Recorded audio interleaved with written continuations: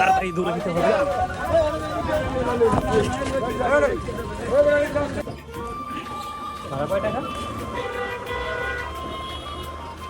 তো ঘাটে চলে আসলাম।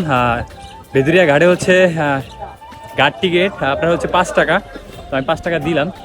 ভোলা শহর থেকে যদি আপনি কোথাও বরিশাল হয়ে যেতে চান, আপনাকে আসতে হবে এই ভেদুরিয়া লঞ্চ ঘাটে। তো এখান থেকে হচ্ছে আপনি স্পিড বোটে বরিশাল যেতে পারবেন, লঞ্চে করে বরিশাল যেতে পারবেন। তো বর্তমানে আমাদের ভোলাতে লঞ্চ এবং হচ্ছে স্পিড বোট ছাড়া আমরা কোথাও যাইতে পারি না। তো যতদিন পর্যন্ত ভোলা বরিশাল সেতু না হবে, আমরা ততদিন পর্যন্ত আমাদের এরকম লঞ্চ এবং স্পিড বোটে হয়তো কোথাও যেতে হয়। ঠিক আছে,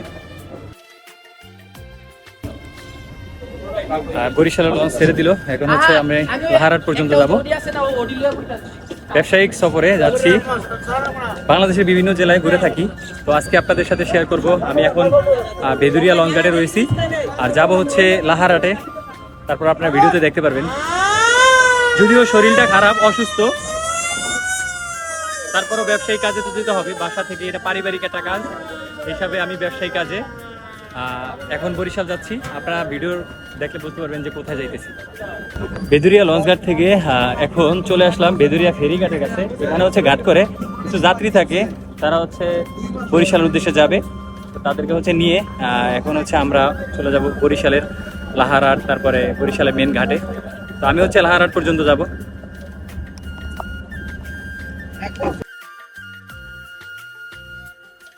তো যাত্রী উঠানোর পরে এখন হচ্ছে এই বেদুরিয়া ফেরিঘাট থেকে ছেড়ে দিল।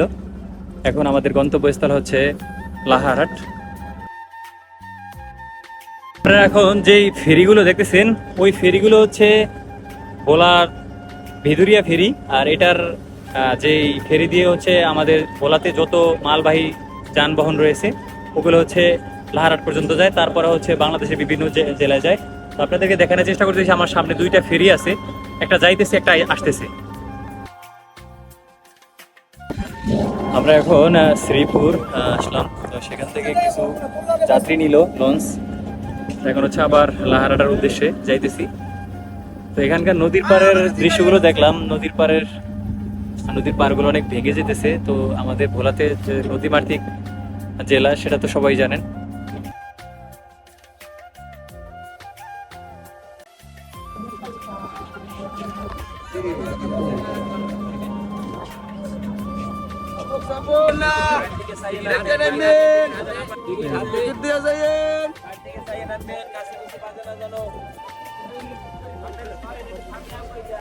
তো চলে আসলাম লাহারহাটে। তো এখন হচ্ছে একটা বাসে উঠতে হবে, তারপরে হচ্ছে আমি যাব কাউয়ারসর। তো কাউয়ারসরের জন্য এখন যাইতেছি। ঘাটে উঠে এখন বাস ধরা লাগবে, তাড়াতাড়ি দৌড়ে দিতে হবে।